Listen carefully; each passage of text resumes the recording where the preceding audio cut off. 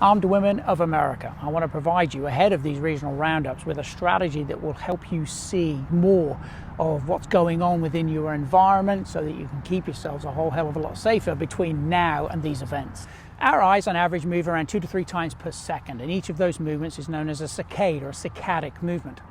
Let's say you head into a parking lot, which is what I'm sitting next to right now, and 2 or 3 people are in that parking lot doing things around their vehicles. You're naturally going to be drawn to them, where our eye is drawn and goes to shape, shine, shadow, surface, silhouette, movement, sound, all these kinds of things that attracts the eye. But what normally happens is between these visual points of reference, let's say it's 3 people and you've looked here and there's no problem, you looked here and there's no problem, you've looked here, maybe they're a little suspicious but there's no major problem immediately because they're far away.